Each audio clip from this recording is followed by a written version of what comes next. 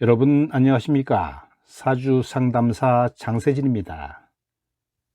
사주학에서는 일간을 기준으로 나머지 오행관계를 십성으로 구분하고 그것을 다시 육친으로 연관지어서 명주에게 인연되는 것을 설명하게 됩니다.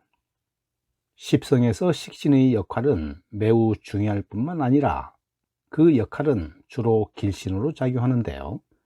이런 식신이 주변의 일간과 재성 그리고 관성과의 관계에 있어 상호작용하는 관계는 매우 밀접한 관계가 있습니다.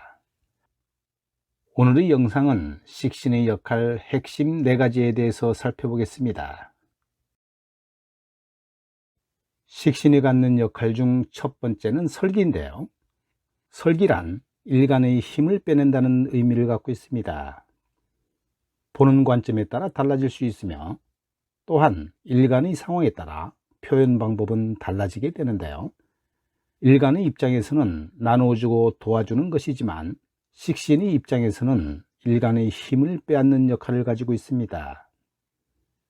예를 들어 일간이 왕성하여 넉넉한 경우라면 나누어주고 도와주는 것이 괜찮지만 일간이 허약한 경우는 힘을 빼앗아가는 역할을 하는 식신이 반갑지 않은 상황이 될 수도 있습니다. 실제 간명에서는 이러한 관계에 따라 길흉을 판단하게 되는 것이지요. 일간의 힘이 왕성할수록 설기는 반드시 필요합니다. 예를 들자면 압력밥솥에 전기가 가득 차면 반드시 빼내는 것이 마땅하지만 그렇지 않은 상황이면 폭발하게 되는데요. 즉 왕성한 힘을 발설하지 못하면 어느 순간 터지게 돼 있으니까 그 흉함은 실제 주인공에게 고스란히 나타나게 됩니다. 식신의 역할은 의식주를 해결하는 직업이 되고요. 또 표현력과 재능 그리고 능력이 되는데요. 그런데 일간과 음양이 같다는 의미는 그 역할을 잘 수행하는 것으로 정해진 범위 내에서 자신의 역할을 찾는 것이 바람직하겠죠. 조직 내에서 비교적 적응을 잘하고 순응하는 성향을 가지고 있어 안정적인 직장에 종사하는 것이 좋다고 봅니다. 앞에서 일간에게서 힘을 빼앗는 역할이 있었는데요. 식신의 입장에서는 다시 재성을 돕는 역할을 가지고 있습니다. 이것이 식신이 갖는 역할 중 2번째인데요. 명리용어로는 식신생재라고 합니다. 일간이 식신을 돕고 그리고 식신은 재성을 돕는다는 의미인데요. 오행의 흐름이 상호 유정하게 되니까 매우 순탄하게 이루어지는 것으로 볼 수 있습니다. 오행의 이치는 어느 한 오행에 머무르지 않고 끊임없이 유통되어 생이 반복되는 경우 올바른 것으로 봅니다. 재성은 가장 먼저 재물을 떠올리기도 하지만 이것은 자신의 주위 환경을 포함하는 것으로 가정이나 건강에 깊은 연관성을 가지고 있는데요. 육친으로 보면 남명의 경우는 아내나 처가 되기도 합니다. 식신생재의 원동력은 일간에게 있는 만큼 이 경우 반드시 일간이 왕성해야 하는데요. 일간이 가지고 있는 재능과 능력을 다른 측면에서 봤을 때 식신을 통해 발휘한 재성이라는 결과와 같은 것이라 할 수 있습니다. 예를 들어 일간을 낚시꾼으로 비유하면 식신은 낚싯대가 되고 재성은 낚싯밥이라고 했을 때 그것을 끌어당길 힘을 가지고 있어야 고기를 잡을 수 있겠죠. 이것을 일간의 힘이라고 보면 되는데요. 그런 모습을 떠올려 보면 이해가 좀 빠를 겁니다.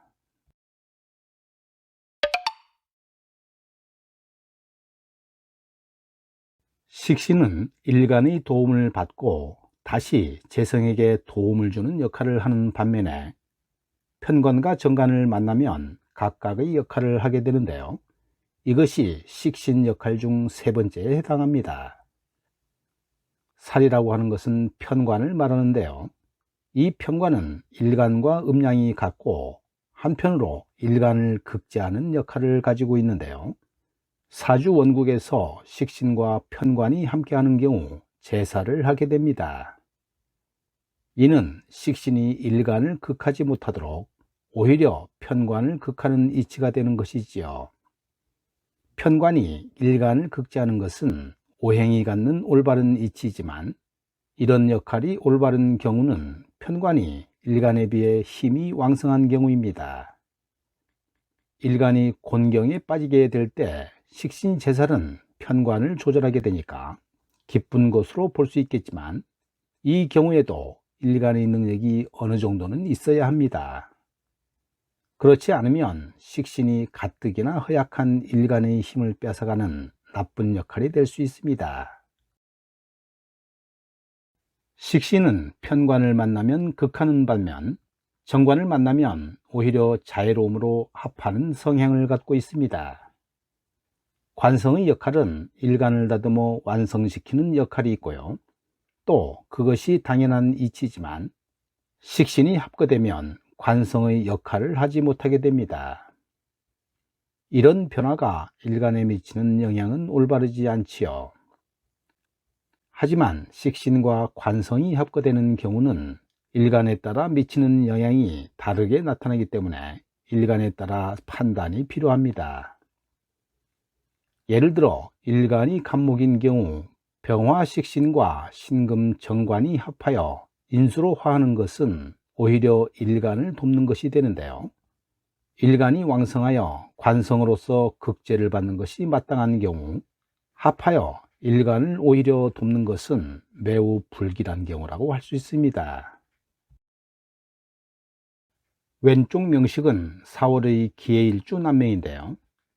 월지의 사화 정인이 사해충을 하고 있는 상황에서 사유반합 그리고 식신생제를 하고 있는 사주입니다. 흔히 말하는 무관사주인데요. 직장생활보다는 식신생제하는 모습을 봐서 사업적으로 진출했을 것으로 봅니다. 운에서 비견운이 들어올 때 천간에 관이 없으면 경쟁력이 없으므로 정제 현상이 나타날 수 있으니까 특별히 조심해야 합니다. 축토가 오게 되면 사유축 금극을 이루어 나의 식상을 키웠지만 일간 기토의 설계가 너무 심해져 일은 정말 많이 할 수 있지만 죄를 먹을 수 있는 힘이 있는지는 모르겠습니다. 이 명식에서는 사와 인성이 가장 좋은데요.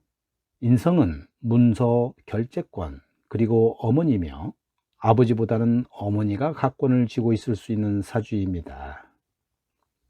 일지에 정제가 있는 상황에서 사해충이라 고부 갈등이 있을 수 있으므로 나의 배우자와 나의 어머니는 같은 공간에 있으면 힘들 수 있습니다.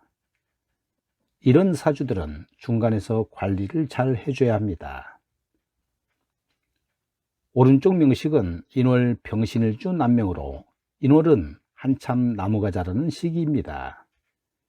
이 명식은 나의 자격과 자격증 그리고 나의 실력을 가지고 무토 식신을 쓰는 사주입니다. 물론 식신으로 제살도 하는 명식이죠. 하지만 지지에 인사형 인신충이 있어 살면서 직업 변동 혹은 큰 사회적 변화가 있었을 것으로 보입니다. 식신 제살하게 되면 보통은 긍정적인 측면만 강조하는데요. 가끔은 안 좋을 때도 있습니다. 하필 지지의 인사형도 더욱더 부채질하고 있는데요. 임신대운에는 식신제살이 두드러질 것이고 편제가 들어와 자꾸 유혹을 하는 그런 상황입니다. 편제운이 들어와 돈 벌겠다고 하면 언제쯤 좋아질지 이게 돈인지 여자인지를 잘 살펴봐야 합니다. 임신대운이 오게 되면 대운 후반기쯤 일도 잘 될 것이고 돈벌이도 잘 될 확률이 높습니다. 하지만 초반 운에는 편제를 조심해야 하는 처지입니다. 오늘 영상은 여기까지입니다. 여러분 감사합니다.